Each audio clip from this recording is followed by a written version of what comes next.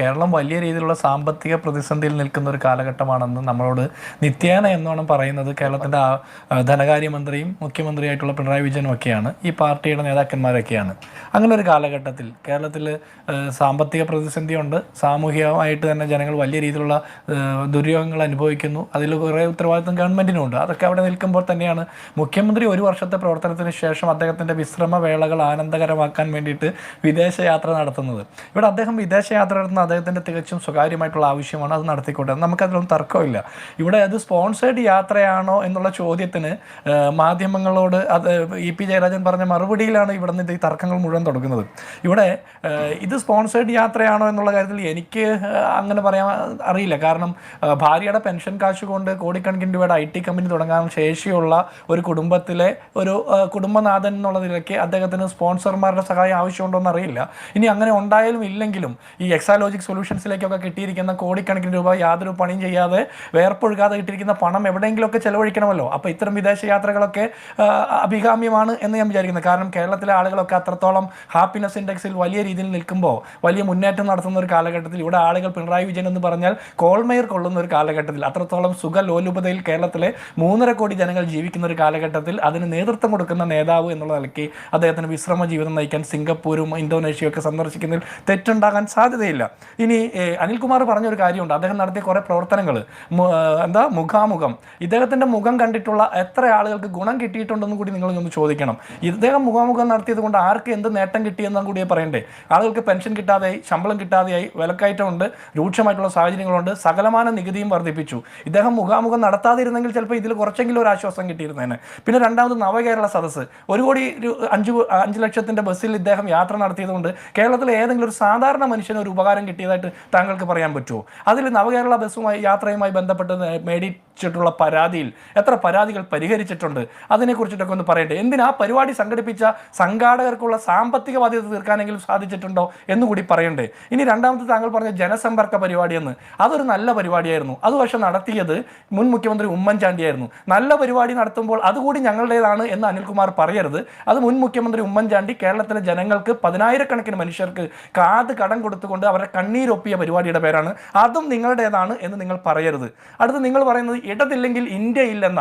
ഇപ്പോൾ ഞാൻ മനസ്സിലാക്കുന്ന മുഖ്യമന്ത്രി പിണറായി വിജയൻ ഈ രാജ്യത്തെ മുഴുവൻ പ്രതിപക്ഷ ചേരിയിൽപ്പെട്ട ആളുകളും ഇന്ത്യ മുന്നണിയിൽ പെടാത്ത ആളുകളും നരേന്ദ്രമോദി സർക്കാരിൻ്റെ ഫാസിസ്റ്റ് നയങ്ങൾക്കെതിരെ വലിയ പോരാട്ടങ്ങൾ രാജ്യമെമ്പാടും നടത്തുന്ന ഒരു തെരഞ്ഞെടുപ്പ് കാലഘട്ടത്തിൽ കേരളത്തിലെ ഫാസിസ്റ്റ് വിരുദ്ധ പോരാട്ടത്തിൻ്റെ ചാമ്പ്യൻ എന്ന് സ്വയം അവകാശപ്പെടുന്ന പിണറായി വിജയൻ ഈ രാജ്യം വിട്ടുപോയിരിക്കുകയാണ്. കാരണം ഈ രാജ്യത്ത് ഫാസിസ്റ്റ് വിരുദ്ധ പോരാട്ടം നടത്താൻ കേരളത്തിന് പുറത്തേക്ക് എവിടെയെങ്കിലും വടക്കേ ഇന്ത്യൻ സംസ്ഥാനങ്ങളിലേക്ക് പോയാൽ മോദി കണ്ണൂരിട്ടും 38 തവണ മാറ്റിവെച്ചാൽ ലാവ്ലിൻ കേസിൻ്റെ ആ ഹിയറിംഗ് ഒക്കെ ചിലപ്പോൾ പെട്ടെന്ന് തുടങ്ങും, എക്സാലോജിക്കിലേക്കുള്ള ED അന്വേഷണം വേഗത്തിലാകും എന്നുള്ള ഭയം കൊണ്ടായിരിക്കും അദ്ദേഹം ഈ തെരഞ്ഞെടുപ്പ് കാലഘട്ടം നടക്കുമ്പോൾ തന്നെ ഫാസിസ്റ്റ് വിരുദ്ധ പോരാട്ടം നടത്താൻ ഇന്തോനേഷ്യയിലേക്ക് പോകുന്നത്.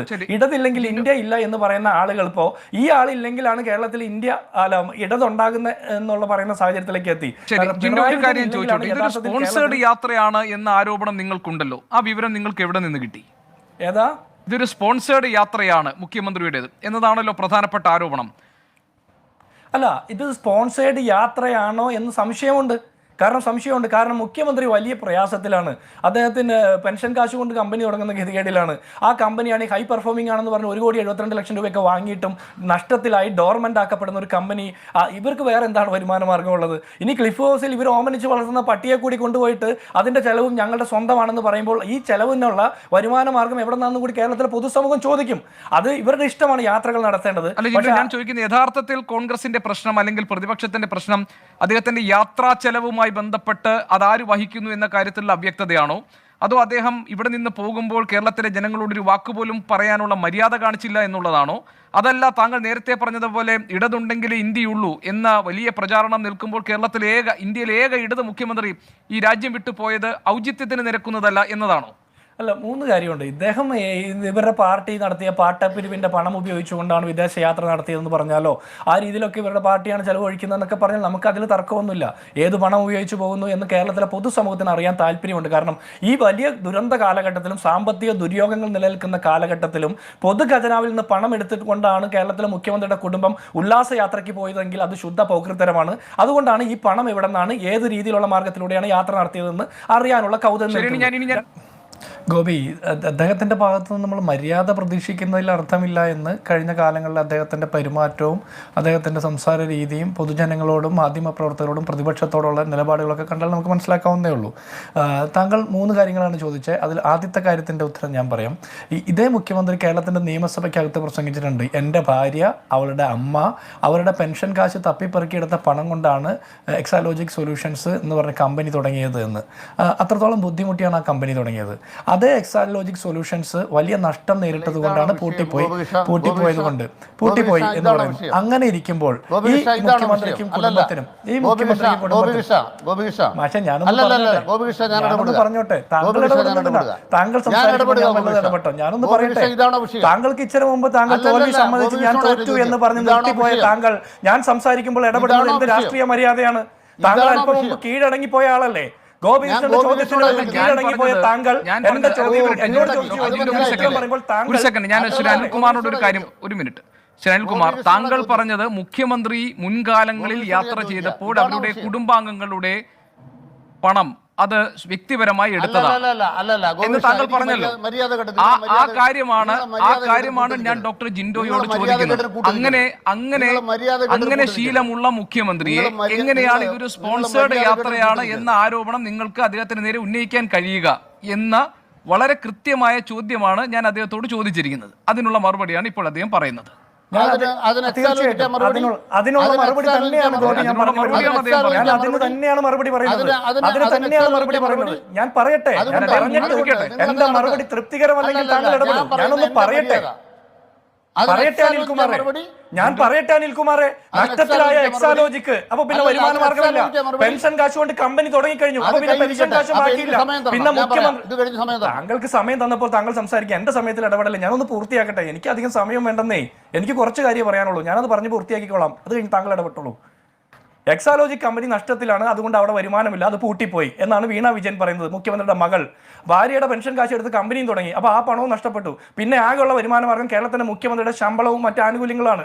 അങ്ങനെ ഇരിക്കെ അവരിങ്ങനെ വിദേശ യാത്ര നടത്തുമ്പോൾ സ്പോൺസർ ഉണ്ടോ എന്ന് കേരളത്തിലെ പ്രതിപക്ഷം, മാധ്യമങ്ങൾ, പൊതുസമൂഹം ചോദിക്കുന്നതിൽ എന്ത് തെറ്റുണ്ടെന്നാണ് നിങ്ങൾ പറയുന്നത്? ഇനി ഞാനൊരു ചോദ്യം തിരിച്ചു വയ്ക്കട്ടെ. ഇവരുടെ സ്വന്തം പണം കൊണ്ടാണ് യാത്ര ചെയ്യുന്നതെങ്കിൽ ഒരു കമ്മ്യൂണിസ്റ്റ് മുഖ്യമന്ത്രി എന്ന് നിങ്ങൾ അവകാശപ്പെടുന്നു, കമ്മ്യൂണിസ്റ്റുകാരനാണെന്ന് ഞാൻ വിശ്വസിക്കുന്നില്ല, പക്ഷേ നിങ്ങൾ അവകാശപ്പെടുന്ന കമ്മ്യൂണിസ്റ്റ് മുഖ്യമന്ത്രിക്ക് 19 ദിവസക്കാലം വിദേശ യാത്ര നടത്താനും ഇത്തരം സുഖലോലുപതയോടെ വിശ്രമ ജീവിതം നയിക്കാനുമുള്ള പണം എവിടെ നിന്ന് കിട്ടി എന്നുള്ള ഉത്തരം നിങ്ങൾ പറയണം. ഞങ്ങളോട് മാത്രം പറഞ്ഞാൽ പോരാ, നിങ്ങളുടെ പാർട്ടി മെമ്പർമാരോട് പറയണം. രണ്ടാമത്, നിങ്ങളുടെ പാർട്ടി ഫണ്ട് ഉപയോഗിച്ചാണ് ഈ യാത്ര നടത്തുന്നതെങ്കിൽ ഈ പാർട്ടിയിലെ സാധാരണപ്പെട്ട മനുഷ്യർ ഈ സംസ്ഥാനത്തെ വലിയ ദുരിതം അനുഭവിക്കുന്ന കാലഘട്ടത്തിൽ മുഖ്യമന്ത്രിക്ക് മാത്രം 19 ദിവസത്തെ വിശ്രമ ജീവിതം അനുവദിച്ചാൽ പോരാ, മുഴുവൻ ആളുകൾക്കും കൊടുക്കാനുള്ള സൗകര്യം ഇവിടെ സംസ്ഥാനത്ത് ഒരുക്കി കൊടുക്കണമായിരുന്നു. അത് നിങ്ങൾ ചെയ്തിട്ടില്ല. മൂന്നാമത്, സർക്കാർ ഫണ്ട് ഉപയോഗിച്ചാണ് യാത്ര ചെയ്യുന്നതെങ്കിൽ അവിടെയാണ് ഞങ്ങളുടെ ചോദ്യം. സർക്കാർ ഫണ്ട് ഉപയോഗിച്ചാണ് യാത്ര ചെയ്യുന്നതെങ്കിൽ വലിയ സാമ്പത്തിക ദുര്യോഗം നിലനിൽക്കുന്ന സാഹചര്യത്തിൽ, വലിയ സാമ്പത്തിക പ്രതിസന്ധിയുള്ള സാഹചര്യത്തിൽ ഈ യാത്ര അനഭിലഷണീയമാണ് എന്നുള്ള ഞങ്ങളുടെ വാദം നിൽക്കുന്നത്. ഇനി ഞാൻ അത് അവിടെ നിർത്തുക. അടുത്ത ചോദ്യം ഗോപി എന്നോട് ചോദിച്ചത്, മുഖ്യമന്ത്രി പോയതിന്റെ ആളുകളെ, ജനങ്ങളെ അറിയിക്കാതെ പോയതിലെ മര്യാദ ലംഘനം ഒഴിച്ച് ബാക്കി എന്താണ് എന്ന് ഞാൻ ചോദിക്കട്ടെ. ഒന്നാം പിണറായി സർക്കാരിന്റെ കാലത്ത് അദ്ദേഹം വിദേശ യാത്ര നടത്തിയപ്പോൾ EP ജയരാജന് ചാർജ് കൊടുത്തിട്ട് ക്യാബിനറ്റ് മീറ്റിംഗിന്റെ അധ്യക്ഷനായിരുന്നത് EP ജയരാജനല്ലേ? എന്തുകൊണ്ട് അന്ന് കേരളത്തിൽ സാങ്കേതിക വിദ്യ വികസിച്ചിട്ടുണ്ടായിരുന്നില്ലേ? അന്ന് എന്തുകൊണ്ട് ചാർജ് കൊടുത്തിട്ട് പോയത്? അന്ന് എന്തുകൊണ്ട് മാധ്യമങ്ങളും പൊതുസമൂഹത്തെ അറിയിച്ചു കൊണ്ടുപോയത്? ഇപ്പോൾ ഈ 19 ദിവസത്തെ യാത്ര മറ്റെന്തോ ഗൂഢലക്ഷ്യത്തിന് വേണ്ടിയിട്ടാണ് എന്ന് തന്നെ പറയേണ്ടിയിരിക്കുന്നു. ഇതൊരു വിനോദയാത്രയാണോ? വിനോദയാത്രയാണെങ്കിൽ ഇങ്ങനെ വിനോദയാത്ര നടത്താൻ കേരളത്തിന്റെ മുഖ്യമന്ത്രിക്ക് പറ്റിയ സന്ദർഭമാണോ എന്നുകൂടി പറയണം. കേരളത്തിലെ 3.5 കോടി ജനങ്ങൾ വലിയ ദുര്യോഗങ്ങൾ, ദുരവസ്ഥ അനുഭവിക്കുന്ന കാലഘട്ടത്തിൽ മുഖ്യമന്ത്രിയും കുടുംബവും മാത്രം വിനോദയാത്ര നടത്തുക എന്ന് പറഞ്ഞാൽ അതും ഒരു മര്യാദയുടെ ലംഘനമായിട്ട് ഗോപി ഞങ്ങൾക്ക് കാണാൻ കഴിയുള്ളൂ. ഇനി അടുത്തത്, പാർട്ടി പറഞ്ഞാൽ അത് അപ്പാടെ അനുസരിക്കുന്ന ആളാണ് പിണറായി വിജയൻ എന്നാണ് അനിൽകുമാർ പറയുന്നത്. ഈ LDFന്റെ കൺവീനർ പറഞ്ഞത് പിണറായി തീരുമാനിക്കും, അത് കഴിഞ്ഞിട്ട് അത് പാർട്ടി തീരുമാനിക്കും, അത് കഴിഞ്ഞിട്ട് അത് ഗവൺമെന്റ് തീരുമാനിക്കുമെന്നാണ്. അദ്ദേഹത്തിന്റെ പത്രസമ്മേളനം നിങ്ങൾ കേട്ടാൽ മനസ്സിലാകും. തീരുമാനം ആദ്യം എടുക്കുന്നത് പിണറായി വിജയനാണ്, പിന്നെ അത് പാർട്ടി അനുസരിക്കും, പിന്നെ അത് സർക്കാർ നടപ്പാക്കും. അതാണ് ഞാൻ മനസ്സിലാക്കുന്നത് EP ജയരാജന്റെ സ്റ്റേറ്റ്മെന്റിൽ നിന്ന്. അടുത്തത്, താങ്കൾ എന്നോട് ചോദിച്ചത്, അനിൽകുമാർ എന്നോട് ചോദിച്ചത്, ജിൻഡോ അതായത് കോൺഗ്രസിന്റെ പ്രതിനിധിക്ക് മര്യാദയുണ്ടോ എന്ന്, എന്ത് കേന്ദ്ര ഗവൺമെന്റിൽ നിന്നുള്ള ആനുകൂല്യം കിട്ടാത്തതിനെ കുറിച്ച് പറയാതെ പോകുന്നത്.